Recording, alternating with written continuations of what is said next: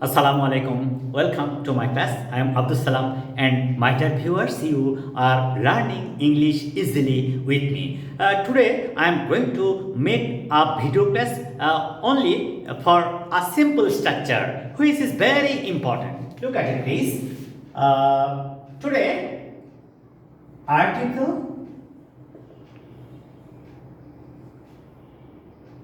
articles plus adjective, articles plus adjective plus noun. এই যে ছোট্ট একটা স্ট্রাকচার, এই স্ট্রাকচার দিয়ে কিভাবে ফিলিং গ্যাপস করা যায়, কিভাবে নাউন ফ্রেজ তৈরি করা যায় তা আমরা আলোচনা করব। আচ্ছা, একটা উদাহরণ দিই। The bright boy has cut a brilliant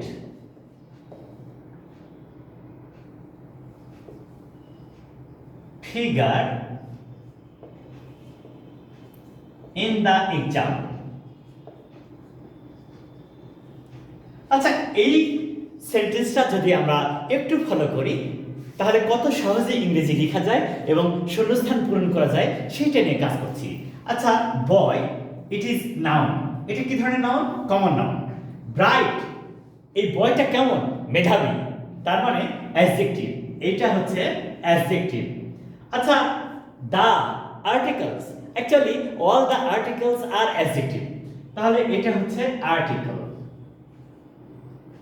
article, তাহলে আমরা কত সহজে এই স্ট্রাকচারটা ফলো করতে পারছি। তাহলে আমরা শিখব কিভাবে। শেখার ধরনটা দেখি।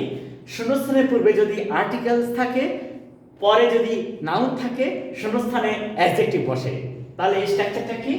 এটা এইভাবে আমরা শিখব যে শূন্যস্থানের পূর্বে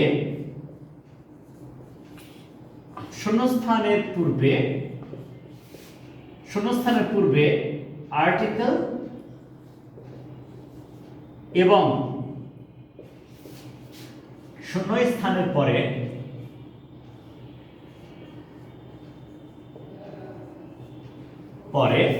নাউন থাকলে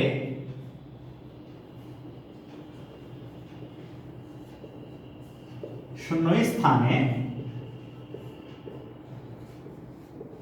অ্যাডজেক্টিভ বসে।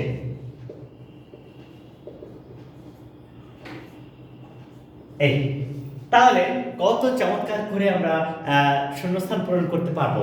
আচ্ছা, এই স্ট্রাকচারটা ফলো করি তো। এইটা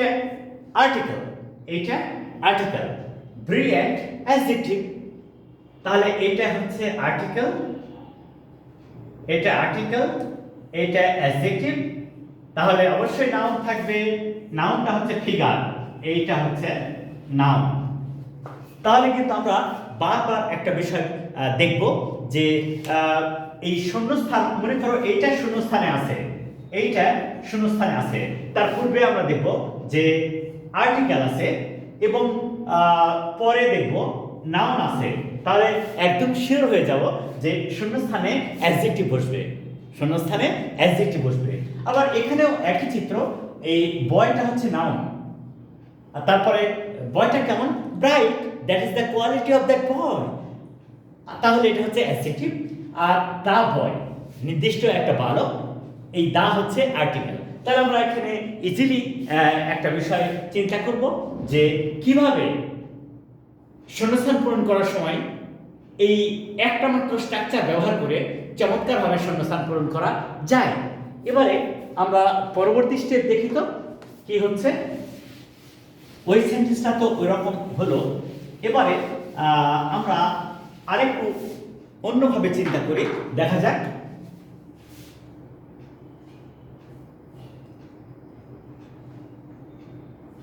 আ dash man came to you with a dash proposal. আচ্ছা, এবারে আমরা যখন শূন্যস্থান পূরণ করতে যাব তখন কিভাবে চিন্তা করব? ম্যান এটা হচ্ছে নাউন, এটা হচ্ছে আর্টিকেল। তখন তুমি শিওর হয়ে গেলা যে এইটা যদি আর্টিকেল হয়, এটা যদি নাউন হয়, এখানে বসবে অ্যাডজেক্টিভ। এখানে কি বসবে? অ্যাডজেক্টিভ। তাহলে প্রপোজাল নিয়ে এসছে। আচ্ছা, প্রপোজাল তো একটা অনেক বড় কথা, অনেক ইম্পর্টেন্ট বিষয়। আবার আর্টিকেল এটা, আর প্রপোজাল এটা হচ্ছে নাউন।